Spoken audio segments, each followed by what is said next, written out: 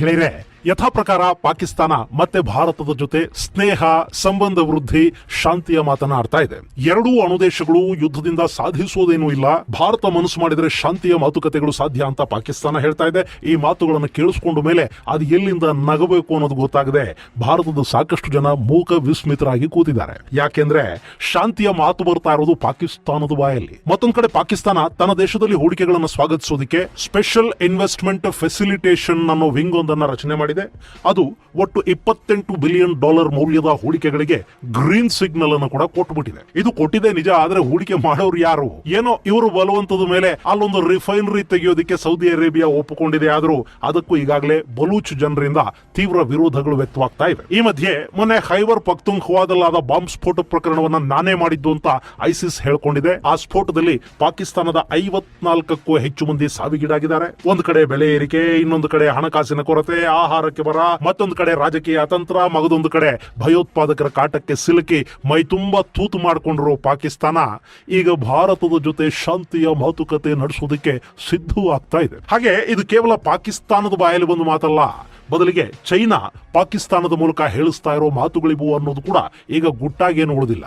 ಹಾಗಾದ್ರೆ ನಮ್ಮ ಪಕ್ಕದ ಪಾಕಿಸ್ತಾನಕ್ಕೆ ಸಂಬಂಧಿಸಿದ ಅಪ್ಡೇಟ್ಸ್ ಏನು ಅನ್ನೋದನ್ನ ಇಲ್ಲಿ ಸ್ವಲ್ಪ ನೋಡ್ಬಿಡೋಣ. ನೀವಿನ್ನು ನಮ್ಮ ಯೂಟ್ಯೂಬ್ ಚಾನೆಲ್ ಅನ್ನು ಸಬ್ಸ್ಕ್ರೈಬ್ ಮಾಡದಿದ್ದರೆ ಈಗಲೇ ಬೆಲ್ ಐಕಾನ್ ಪ್ರೆಸ್ ಮಾಡಿ ಹಾಗೂ ವಿಡಿಯೋವನ್ನು ಲೈಕ್, ಶೇರ್ ಮತ್ತು ನಮ್ಮ ಚಾನೆಲ್ ಅನ್ನು ಸಬ್ಸ್ಕ್ರೈಬ್ ಮಾಡಿ. ಗೆಳೆಯರೆ, ಪಾಕಿಸ್ತಾನದಲ್ಲಿ ಸಾಕಷ್ಟು ವಿದ್ಯಮಾನಗಳು ನಡೀತಾ ಇವೆ. ಅಲ್ಲಿನ ಸಿಂಧೂ ನದಿಲಿ ಸಾಕಷ್ಟು ನೀರು ಕೂಡ ಹರಿದು ಹೋಗಿದೆ. ಆದ್ರೆ ಈ ಭಿಕಾರಿಗಳ ಬಗ್ಗೆ ಕೇಳೋದಕ್ಕೆ ಹೇಳೋದಕ್ಕೆ ಯಾರಿಗೆ ತಾನೇ ಇಂಟ್ರೆಸ್ಟ್ ಇರುತ್ತೆ? ಹೀಗಾಗಿ ನಾನು ಕೂಡ ಇತ್ತೀಚೆಗೆ ಅವ್ರ ಬಗ್ಗೆ ಮಾತಾಡೋದಕ್ಕೆ ಹೋಗ್ಲಿಲ್ಲ. ಆದ್ರೆ ಈಗ ಪಾಕಿಸ್ತಾನದ ಪ್ರಧಾನಿನೇ ಭಾರತದ ಬಗ್ಗೆ ಒಂದಷ್ಟು ಮಾತಾಡಿರೋದ್ರಿಂದ ಅದ್ರ ಬಗ್ಗೆ ನಿಮಗೂ ಒಂದಷ್ಟು ವಿಷಯನ ಹೇಳಬೇಕು ಅಂತ ಹೊರಟಿದ್ದೀನಿ. ಏನಿಲ್ಲ, ಪಾಕಿಸ್ತಾನದ ಪ್ರಧಾನಿಗೆ ಭಾರತದ ಜೊತೆ ಶಾಂತಿ ಮಾತುಕತೆಗಳು ಬೇಕಂತೆ. ಮೊನ್ನೆ ಪಾಕಿಸ್ತಾನದ ಪ್ರಧಾನಿ ಹಾಗೂ ಅಲ್ಲಿನ ಸೇನಾ ಮುಖ್ಯಸ್ಥ ಸೇರಿದ ಹಾಗೆ ಅಲ್ಲಿನ ಸಾಕಷ್ಟು ಗಣ್ಯರಿದ್ದ ಸಭೆಯೊಂದರಲ್ಲಿ ಶರೀಫ್ ಸಾಕಷ್ಟು ವಿಷಯಗಳ ಬಗ್ಗೆ ಮಾತಾಡಿದ್ದಾರೆ. ಪಾಕಿಸ್ತಾನದ ಆರ್ಥಿಕ ಪರಿಸ್ಥಿತಿ, ಬಡತನ, ನಿರುದ್ಯೋಗ ಎಲ್ಲ ಹೆಚ್ಚಾಗಿರೋದನ್ನ ಪ್ರಸ್ತಾಪ ಮಾಡಿದ್ದಾರೆ. ಹಾಗೆ ಭಾರತದ ಜೊತೆ ಯುದ್ಧದಿಂದ ನಾವು ಸಾಧಿಸಿದ್ದು ಇದುವರೆಗೆ ಏನೂ ಇಲ್ಲ ಅಂತ ಕೂಡ ಹೇಳಿಕೊಂಡಿದ್ದಾರೆ. ಯುದ್ಧ ಯಾರಿಗೂ ಒಳ್ಳೇದಲ್ಲ, ಮಾತುಕತೆ ಮೂಲಕ ಸಮಸ್ಯೆಗಳನ್ನು ಬಗೆಹರಿಸಿಕೊಂಡು ಎರಡೂ ದೇಶಗಳು ಪರಸ್ಪರ ಸಹಕಾರದಿಂದ ಅಭಿವೃದ್ಧಿಯ ಕಡೆಗೆ ನಡೀಬೇಕು ಅಂತ ಅಪ್ಪಣೆ ಕೊಡಿಸಿದ್ದಾರೆ ಶಹಬಾಜ್ ಶರೀಫ್. ನಾನು ಆಗ್ಲೇ ಈ ಮಾತುಗಳನ್ನು ಕೇಳಿ ಎಲ್ಲಿಂದ ನಗಬೇಕು ಅನ್ನೋದು ಗೊತ್ತಾಗ್ತಿಲ್ಲ ಅಂತ ಹೇಳಿದ್ದಕ್ಕೇನೆ ಈ ಭಿಕಾರಿಗಳಿಗೀಗ ಭಾರತದ ಸಹಾಯ ಬೇಕು. ಭಾರತ ಸ್ವಲ್ಪ ಹೂ ಅಂದುಬಿಟ್ರೆ ಅಲ್ಲಿನ ಬೆಲೆಗಳು ನಿಯಂತ್ರಣಕ್ಕೆ ಬರುತ್ತವೆ, ಅಲ್ಲಿನ ಜನರ ಬದುಕು ಸ್ವಲ್ಪ ಉಸಿರಾಡೋ ಮಟ್ಟಕ್ಕೆ ಬರುತ್ತೆ. ಭಾರತ ಅಕ್ಕಿ ಮತ್ತು ಗೋಧಿನ ಕೊಟ್ರೆ ಈ ಬಾರಿ ಅವ್ರ ಹೊಟ್ಟೆ ತುಂಬುತ್ತೆ. ತರಕಾರಿ ಕಳುಹಿಸಿಕೊಟ್ರೆ ಅವ್ರ ಜೇಬುಗಳಿಗೆ ಬೀಳ್ತಾ ಇರೋ ಕತ್ತರಿ ಕಡಿಮೆ ಆಗುತ್ತೆ. ಹೀಗಾಗಿ ಅವರಿಗೆ ಭಾರತದ ಸ್ನೇಹ ಬೇಕು. ಆದ್ರೆ ಭಾರತಕ್ಕೆ ಅವ್ರು ಯಾಕೆ ಬೇಕು ಹೇಳಿ? ಈ ಹಿಂದೆ ಅದ್ ಎಷ್ಟು ಬಾರಿ ಭಾರತ ಪಾಕಿಸ್ತಾನದ ಜೊತೆ ಶಾಂತಿಗಾಗಿ ಪ್ರಯತ್ನ ಪಡಲಿಲ್ಲ, ಅದೆಷ್ಟು ಮಾತುಕತೆಗಳನ್ನ ಆಡ್ಲಿಲ್ಲ. ಆದ್ರೆ ಆ ಶಾಂತಿಯಿಂದ ಭಾರತಕ್ಕೆ ಸಿಕ್ಕಿದ್ದಾದ್ರೂ ಏನು? ನಾವು ಪಾಕಿಸ್ತಾನಕ್ಕೆ ಬಸ್ ಬಿಟ್ವಿ, ಅವ್ರು ನಮ್ಮ ನೆಲಕ್ಕೆ ಭಯೋತ್ಪಾದಕರನ್ನು ಕಳುಹಿಸಿಕೊಟ್ರು. ನಾವು ಪಾಕಿಸ್ತಾನಕ್ಕೆ ರೈಲ್ ಕಳುಹಿಸಿದ್ವಿ, ಅವ್ರು ಕಾರ್ಗಿಲ್ ನಿಂದ ನಮ್ಮ ಯೋಧರ ಹೆಣಗಳನ್ನ ಮಿಕ್ಕಳಿಸ್ಕೊಟ್ರು. ನಾವು ಸಂತ್ರಸ್ತ ಪಾಕಿಸ್ತಾನಕ್ಕೆ ಔಷಧ, ಆಹಾರ ಕೊಟ್ವಿ, ಅವ್ರು ನಮಗೆ ವಿಷ ಇಕ್ಕಿದ್ರು. ನಾವು ಬ್ರದರ್ಸ್ ಅಲ್ವಾ ಅಂತ ಬಾಚಿ ತಬ್ಕೊಂಡು ಪ್ರತಿ ಬಾರಿನೂ ಅವ್ರು ಬೆನ್ನಿಗೆ ಇರದದ್ದೇ ಬಂತು. ಇಂಥ ಪಾಕಿಸ್ತಾನ ಇವತ್ತು ಹಸ್ಕೊಂಡು ಬಿದ್ದಿದೆ. ಅದಕ್ಕೆ ಭಾರತದ ಜೊತೆ ಸ್ನೇಹ ಬೇಕು. ಆ ಸ್ನೇಹವನ್ನು ಕೇಳೋದ್ರಲ್ಲಿ ಕೂಡ ನಮ್ಮ ಹತ್ರನೂ ನ್ಯೂಕ್ಲಿಯರ್ ಇದೆ ಅನ್ನೋ ಅಹಂಕಾರ, ಎರಡು ನ್ಯೂಕ್ಲಿಯರ್ ದೇಶಗಳು ಅಂತ ಹೇಳ್ತಾ ನೀವು ನಾವು ಸಮಾನ ಅಂತ ಹೇಳ್ಕೊಳ್ಳೋ ತಿಮುರು ಬೇರೆ. ಇನ್ನು ಪಾಕಿಸ್ತಾನ ಹೀಗೆ ಶಾಂತಿಯ ಮಾತಾಡ್ತಾ ಇರೋದು ಇದೇ ಮೊದಲೇನಲ್ಲ. ಮೊನ್ನೆ ಅಂದ್ರೆ ಒಂದು 6 ತಿಂಗಳ ಹಿಂದೆ ಕೂಡ ಅಲ್ಲಿನ ಪ್ರಧಾನಿ ಶರೀಫ್ ಅಣ್ಣನ ಬಾಯಲ್ಲಿ ಇದೇ ತರದ ಮಾತುಗಳು ಬಂದಿತ್ತು. ಅರಬ್ ದೂರದರ್ಶನಕ್ಕೆ ಸಂದರ್ಶನವೊಂದನ್ನು ಕೊಡ್ತಾ ಭಾರತದ ಜೊತೆಗೆ ಸ್ನೇಹಕ್ಕೆ ನಾವು ಸಿದ್ಧ ಇದ್ದೀವಿ, ಅದಕ್ಕೆ ಸೌದಿ ಅರೇಬಿಯಾ ಮಧ್ಯಸ್ಥಿಕೆಯನ್ನು ವಹಿಸಲಿ ಅಂತ ಹೇಳ್ಕೊಂಡ್ರು ಶಾಬಾಜ್ ಅಣ್ಣ. ಅದರ ಬೆನ್ನಲ್ಲೇ ಮಾತುಕತೆಗೆ ಮುನ್ನ ಕಾಶ್ಮೀರದಲ್ಲಿ ಆರ್ಟಿಕಲ್ 370 ಅನ್ನು ಮತ್ತೆ ಜಾರಿಗೆ ತರಬೇಕು, ಕಾಶ್ಮೀರ ಈ ಹಿಂದೆ ಹೆಂಗಿತ್ತೋ ಹಂಗಾದ್ರೆ ಮಾತ್ರ ಮಾತುಕತೆ ಅಂತ ಕೂಡ ಹೇಳಿದ್ರು. ಏನ್ ನಿಮ್ಮನ್ನು ಮಾತಾಡಿ ಬನ್ನಿ ಅಂತ ನಾವು ಕರೆದಿದ್ವಾ ಅಂದ್ಕೊಂಡು ಭಾರತ ನಕ್ಕು ಅವತ್ತು ಸುಮ್ಮನಾಯ್ತೆ ಹೊರತು ಪಾಕಿಸ್ತಾನದ ಜೊತೆಗಿನ ಯಾವ ಮಾತುಕತೆಗೂ ಆಸಕ್ತಿಯನ್ನು ತೋರಿಸೋದಿಕ್ ಹೋಗ್ಲಿಲ್ಲ. ಈಗ ಪಾಕಿಸ್ತಾನ ಮತ್ತದೇ ಶಾಂತಿಯ ಮಾತಾಡ್ತಾ ಇದೆ. ಆದ್ರೆ ಈ ಬಾರಿಯ ಮಾತುಗಳ ಹಿಂದಿರೋದು ಚೈನಾ. ಇಲ್ಲಿ ಭಾರತ ಮತ್ತು ಪಾಕಿಸ್ತಾನದ ಮಾತುಕತೆ ಚೈನಾಗೆ ಹಾಕಬೇಕು ಅನ್ನೋದನ್ನ ನಿಮಗೆ ಹೇಳೋ ಮೊದಲು ಪಾಕಿಸ್ತಾನದ ಸದ್ಯದ ಪರಿಸ್ಥಿತಿ ಬಗ್ಗೆ ಒಂದಷ್ಟು ಮಾಹಿತಿಯನ್ನು ಕೊಟ್ಟು ಬಿಡ್ತೀನಿ. ಗೆಳೆಯರೆ, ಪಾಕಿಸ್ತಾನದಲ್ಲಿ ಆರ್ಥಿಕ ಪರಿಸ್ಥಿತಿ ದಿನೇ ದಿನೇ ಚಿಂತಾಜನಕ ಆಗ್ತಾ ಇದೆ. ಅಲ್ಲಿ ಮತ್ತೆ ಪೆಟ್ರೋಲ್ ಹಾಗೂ ಡೀಸೆಲ್ ಬೆಲೆಗಳಲ್ಲಿ ಭಾರಿ ಏರಿಕೆ ಉಂಟಾಗಿದೆ. ಪೆಟ್ರೋಲ್ ಲೀಟರ್ಗೆ 273 ರೂಪಾಯಿಯನ್ನ ದಾಟಿ ಮುಂದಕ್ಕೆ ಓಡ್ತಾ ಇದೆ. ತರಕಾರಿ ಬೆಲೆಯಲ್ಲಿ 37% ಏರಿಕೆಯಾಗಿದೆ. ದವಸ ಧಾನ್ಯಗಳ ಬೆಲೆಯಲ್ಲಿ 25% ಹೆಚ್ಚಾಗಿದೆ. ಒಟ್ಟಾರೆ ಪಾಕಿಸ್ತಾನದ ಹಣದುಬ್ಬರ 28.3 ಮುಟ್ಟಿದೆ. ಇಂಥ ಪರಿಸ್ಥಿತಿಯಲ್ಲಿ ಅಲ್ಲಿ ಭಯೋತ್ಪಾದನೆ ಕೂಡ ಹೆಚ್ಚಾಗ್ತಾ ಹೋಗ್ತಾ ಇದೆ.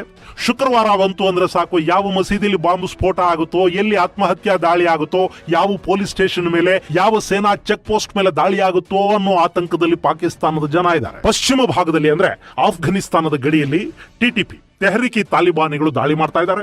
ಅವರನ್ನ ನಿಯಂತ್ರಿಸುವುದಕ್ಕೆ ಪಾಕಿಸ್ತಾನದ ಸೇನೆಗೆ ಸಾಧ್ಯ ಆಗಿಲ್ಲ. ಕಳೆದ 6-8 ತಿಂಗಳಿಂದ ಕೂಡ ನೀವು ದಾಳಿ ನಿಲ್ಲಿಸದೇ ಇದ್ರೆ ನಾವು ಆಫ್ಘನಿಸ್ತಾನದ ಮೇಲೆ ಕ್ರಮ ಕೈಗೊಳ್ಳಬೇಕಾಗತ್ತೆ, ಆಫ್ಘನಿಸ್ತಾನ ದಾಳಿಕೋರರಿಗೆ ಆಶ್ರಯ ಕೊಟ್ರೆ ನಾವು ನಿಮ್ಮ ಮೇಲೆ ದಾಳಿ ಮಾಡ್ತೀವಿ ಅಂತ ಪಾಕಿಸ್ತಾನದ ಪಪ್ಪು ಬಿಲಾವಲ್ ಪಶ್ಚಿಮದ ಕಡೆಗೆ ತಿರುಗಿ ಊಳಿಡ್ತಾ ಇದ್ದಾನೆ. ಆದ್ರೆ ಪಶ್ಚಿಮದ ಗಡಿಯಲ್ಲಿನ ದಾಳಿಗಳು ಮಾತ್ರ ನಿಂತಿಲ್ಲ. ಆಫ್ಘನಿಸ್ತಾನ ಕೂಡ ಈ ಬಗ್ಗೆ ಹೆಚ್ಚು ತಲೆ ಕೆಡಿಸ್ಕೊಳ್ಳೋದಕ್ಕೆ ಹೋಗಿಲ್ಲ. ಯಾಕೆಂದ್ರೆ ಇವರ ಸದ್ಯದ ಪರಿಸ್ಥಿತಿ ಏನು ಅನ್ನೋದು ಆಫ್ಘನಿಸ್ತಾನಕ್ಕೆ ತುಂಬಾನೇ ಚೆನ್ನಾಗಿ ಗೊತ್ತಿದೆ. ಇನ್ನು ಅಲ್ಲಿ 16 ಭಯೋತ್ಪಾದಕ ಸಂಘಟನೆಗಳು ಕೆಲಸ ಮಾಡ್ತಾ ಇವೆಯಲ್ಲ, ಅವೆಲ್ಲವನ್ನ ಒಟ್ಟುಗೂಡಿಸೋ ಕೆಲಸಕ್ಕೆ ಕೂಡ ಟಿಟಿಪಿ ಕೈ ಹಾಕಿದೆ. ಅಲ್ ಖೈದಾಗೆ ನಮ್ಮಲ್ಲಿ ಮರ್ಜ್ ಆಗ್ಬಿಡಿ ಅಂತ ಕೇಳಿಕೊಳ್ಳಲಾಗಿದೆ. ಹಾಗೆ ಐಸಿಸ್ ಕೂಡ ಅಲ್ಲಿ ಬೇರ್ ಬಿಡೋದಕ್ಕೆ ಶುರು ಮಾಡಿದೆ. ಮೊನ್ನೆ ಹೈಬರ್ ಪಖ್ತೂನ್ಖ್ವಾ ಪ್ರಾಂತದ ಬಜೌರ್ ರಲ್ಲಿ ನಡೀತಾ ಇದ್ದ ಜಮೈತ್ ಉಲೇಮಾ ಇಸ್ಲಾಂ ಎಫ್ ಅನ್ನೋ ಪಕ್ಷದ ಸಭೆಯೊಂದರ ಮೇಲೆ ಫಿದಾಯಿನ್ ದಾಳಿ ನಡೀತು. ಮಾನವ ಬಾಂಬ್ ಸ್ಫೋಟದಲ್ಲಿ ಸುಮಾರು 54ಕ್ಕೂ ಹೆಚ್ಚು ಜನ ಸಾವಿಗೀಡಾದ್ರು. ಈ ದಾಳಿ ಮಾಡಿದ್ದು ನಾವೇ ಅಂತ ಈಗ ಐಸಿಸ್ ಒಪ್ಕೊಂಡಿದೆ. ಅರೆ, ಅಲ್ಲಿ ಸತ್ತವ್ರೇನ್ ಕಾಫಿರ್ರ, ಅವರು ಮುಸಲ್ಮಾನರೇ ಅಲ್ವಾ? ಭಯೋತ್ಪಾದನೆಯ ಬಗ್ಗೆ ಹೇಳುವಾಗ ಗೆಳೆಯರೆ, ನಾನು ಪ್ರತಿ ಬಾರಿ ಇದನ್ನೇ ಹೇಳೋದು. ಮತದ ಅಮಲು ತುಂಬಿಕೊಂಡು ರಕ್ತದ ರುಚಿ ಕಂಡವನಿಗೆ ಮೋಮಿನ್ ಕಾಫಿರ್ ಅನ್ನೋ ವ್ಯತ್ಯಾಸ ಇರೋದಿಲ್ಲ. ಅವನಿಗೆ ರಕ್ತ ಬೇಕು ಅಷ್ಟೇ. ಆದ್ರೆ ಇದು ನಮ್ಮ ಭಾರತದಲ್ಲಿನ ಕೆಲ ಬಾಂಧವರಿಗೆ ಇನ್ನೂ ಅರ್ಥ ಆಗಿಲ್ಲ. ಯಾವಾಗ ಅರ್ಥ ಆಗುತ್ತೋ ಗೊತ್ತಿಲ್ಲ. ಇರ್ಲಿ. ಮೊನ್ನೆಯ ದಾಳಿಯ ನಂತರ ಪ್ರಧಾನಿ ಶಹಬಾಜ್ ಉಗ್ರರ ವಿರುದ್ಧ ಕಠಿಣ ಕ್ರಮ ಕೈಗೊಳ್ಳೋದಾಗಿ ಹೇಳಿದ್ದಾರೆ. ಆದ್ರೆ ಇದುವರೆಗೆ ಏನೂ ಕೂಡ ಅಂಥದ್ದಾಗಿಲ್ಲ. ಇದೊಂದೇ ಅಲ್ಲ, ಕಳೆದ 1 ತಿಂಗಳಲ್ಲಿ ನಡೆದ ಯಾವ ಭಯೋತ್ಪಾದಕ ದಾಳಿಯ ವಿರುದ್ಧನೂ ಕೂಡ ಪಾಕಿಸ್ತಾನಕ್ಕೆ ಯಾವ ಕ್ರಮವನ್ನು ತಗೊಳ್ಳೋದಕ್ಕಾಗಿಲ್ಲ. ಜುಲೈ 18ನೇ ತಾರೀಕು ಪೇಶಾವರದ ಅಪಾರ್ಟ್ಮೆಂಟ್ ಒಂದರ ಮೇಲೆ ಆತ್ಮಹತ್ಯಾ ದಾಳಿ ನಡೆಯಿತು. ಅದರಲ್ಲಿ 8 ಮಂದಿ ತೀವ್ರವಾಗಿ ಗಾಯಗೊಂಡಿದ್ರು. ಇನ್ನು ಜುಲೈ 20ನೇ ತಾರೀಕು ಖೈಬರ್ ಜಿಲ್ಲೆಯ ಬಾರಾ ಅನ್ನೋ ಕಡೆ 2 ಆತ್ಮಹತ್ಯಾ ದಾಳಿಗಳಾದವು. ಅಲ್ಲಿ ಕನಿಷ್ಠ ಅಂದ್ರೆ 4 ಪೊಲೀಸ್ ಅಧಿಕಾರಿಗಳು ಪ್ರಾಣ ಕಳ್ಕೊಂಡ್ರು. ಅದಾದ 5 ದಿನಗಳಲ್ಲಿ ಮಸೀದಿಯೊಂದರ ಮೇಲೆ ಆತ್ಮಹತ್ಯಾ ದಾಳಿ ನಡೀತು. ಅಲ್ಲಿ ಕೂಡ ಒಬ್ಬ ಪೊಲೀಸ್ ಅಧಿಕಾರಿ ತನ್ನ ಜೀವನ ಕಳ್ಕೊಂಡ. ಇನ್ನು ಈ ಪಶ್ಚಿಮದಲ್ಲಿ ಬರೀ ಟಿಟಿಪಿ ಮಾತ್ರ ಇದೆ ಅಂದ್ಕೋಬೇಡಿ. ಅಲ್ಲಿ ಟಿಟಿಪಿನೂ ಇದೆ, ಐಸಿಸ್ ಖೊರಾಸಾನಿನೂ ಇದೆ. ಹಾಗೆ ನಾರ್ತ್ ವಜಿರಿಸ್ತಾನ್ ಮೂಲದ ಹಫೀಜ್ ಗುಲ್ ಬಹದೂರ್ ಅನ್ನೋನು ನಡೆಸ್ತಾ ಇರುವ ಮತ್ತೊಂದು ಭಯೋತ್ಪಾದಕ ಸಂಘಟನೆ ಕೂಡ ಅಲ್ಲಿ ಕೆಲಸ ಮಾಡ್ತಾ ಇದೆ. ಅವೆಲ್ಲ ಅಲ್ಲಿ ಆಕ್ಟಿವ್ ಆಗೇ ಇವೆ. ಈಗ ಇವೆಲ್ಲ ಕೂಡ ಮರ್ಜಾದು ಅಂತ ಇಟ್ಕೊಳ್ಳಿ.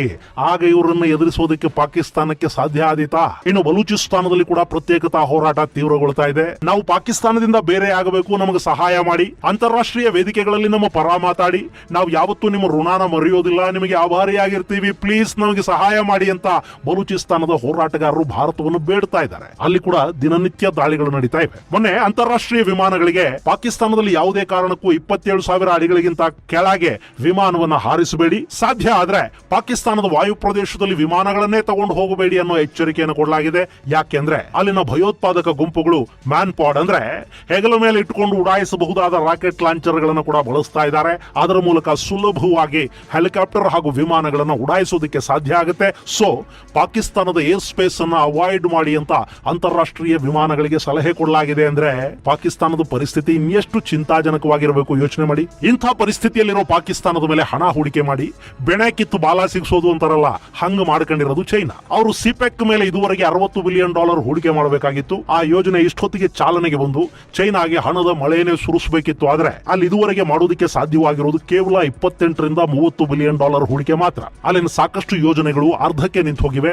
ಅದಕ್ಕೆ ಕಾರಣ ಬಲೂಚಿಸ್ತಾನದ ಪ್ರತ್ಯೇಕತಾವಾದಿ ಹೋರಾಟಗಾರರು ಮತ್ತು ಬಲೂಚ್ ಲಿಬರೇಷನ್ ಆರ್ಮಿ. ಹೀಗಾಗಿ ಚೈನಾ ಈಗ ಪಾಕಿಸ್ತಾನದ ಮೇಲೆ ಒತ್ತಡವನ್ನು ಹೇರ್ತಾ ಇದೆ. ಅಲ್ಲಿನ ಪರಿಸ್ಥಿತಿಯನ್ನು ಸರಿ ಮಾಡಿ ಅಥವಾ ನಮಗೆ ನಮ್ಮ ಸೇನೆಯನ್ನು ಪಾಕಿಸ್ತಾನದಲ್ಲಿ ಇಡೋದಕ್ಕೆ ಅನುಮತಿ ಕೊಡಿ.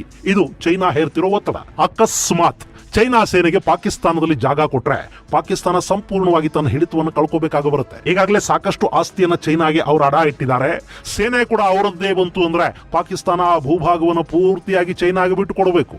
ಜೊತೆಗೆ ಪಶ್ಚಿಮದ ದೇಶಗಳು ಸಂಪೂರ್ಣವಾಗಿ ಪಾಕಿಸ್ತಾನವನ್ನು ದೂರ ಇಡುತ್ತವೆ. ಹಾಗೇನಾದ್ರೂ ಆದ್ರೆ ಅಮೆರಿಕಾದಲ್ಲಿ, ಯುರೋಪ್ ದೇಶಗಳಲ್ಲಿ ಸಾಕಷ್ಟು ಆಸ್ತಿ ಮಾಡಿಕೊಂಡು ಕೂತಿರೋ ಪಾಕಿಸ್ತಾನದ ಸೇನಾ ಕಮಾಂಡರ್ಗಳಿದಾರಲ್ಲ, ಅವರೆಲ್ಲ ಸಮಸ್ಯೆಗೆ ಸಿಕ್ಕಾಕೋತಾರೆ. ಹೀಗಾಗಿ ಚೈನಾದ ಸೇನೆಗೆ ಪಾಕಿಸ್ತಾನ ಅವಕಾಶವನ್ನು ಕೊಡ್ತಾ ಇಲ್ಲ. ಆದ್ರೆ ಅವ್ರ ಹೂಡಿಕೆಗಳನ್ನು ಕಾಪಾಡಬೇಕಲ್ಲ. ಹಾಗಾಗಬೇಕು ಅಂದ್ರೆ ಸಿಪೆಕ್ ಯೋಜನೆ ಮತ್ತೆ ಚಾಲನೆಗೆ ಬರಬೇಕು. ಹೀಗಾಗಿ ಚೈನಾನೇ ಒಂದಷ್ಟು ಸಲಹೆಗಳನ್ನು ಈಗ ಪಾಕಿಸ್ತಾನಕ್ಕೆ ಕೊಟ್ಟಿದೆ. ಆ ಪೈಕಿ ಒಂದು ಅರಬ್ ದೇಶಗಳಿಂದ ಹೂಡಿಕೆ ಮಾಡಿಸಿ ಅನ್ನೋದು. ಅರಬರು ಬಂಡವಾಳ ಹಾಕಿದ್ರೆ ಬಲೂಚಿಸ್ತಾನದ ಬಂಡುಕೋರರು ದಾಳಿಗಳನ್ನು ನಿಲ್ಲಿಸ್ತಾರೆ, ಸುಮ್ಮನಾಗ್ತಾರೆ ಅಂತ ಚೈನಾ ಭಾವಿಸ್ತಾ ಇದೆ. ಅದರ ಭಾಗವಾಗಿ ಕತಾರ್, ಸೌದಿ ಅರೇಬಿಯಾ, UAE ಮತ್ತು ಬಹರೈನ್ ಮುಂತಾದ ದೇಶಗಳ ಜೊತೆ ಮಾತುಕತೆಗಳನ್ನು ನಡೆಸಿ ಸುಮಾರು $28 ಬಿಲಿಯನ್ ಹೂಡಿಕೆಗೆ ಅವರನ್ನು ಒಪ್ಪಿಸುವ ಪ್ರಯತ್ನ ನಡೀತಾ ಇದೆ. ಇದರ ಜೊತೆಗೆ ಸೌದಿ ಅರೇಬಿಯಾ ಒಂದೇ ಅಲ್ಲಿ ಪೆಟ್ರೋಲಿಯಂ ಸಂಸ್ಕರಣಾ ಘಟಕವನ್ನು ತೆರೆಯೋದಕ್ಕೆ ಅತಿ ಬಲವಂತದ ಮೇರೆಗೆ ಒಪ್ಪಿಗೆಯನ್ನು ಕೊಟ್ಟಿದೆ. ಅದು $10 ಬಿಲಿಯನ್ ಪ್ರಾಜೆಕ್ಟ್. ಆ ಪ್ರಾಜೆಕ್ಟ್ ಪೂರ್ಣಗೊಳ್ಳೋದಕ್ಕೆ ಇನ್ನೂ 10 ವರ್ಷಗಳ ಸಮಯ ಬೇಕು. ಈ ಯೋಜನೆ ಕಾರ್ಯಾರಂಭ ಮಾಡಿದ್ರೆ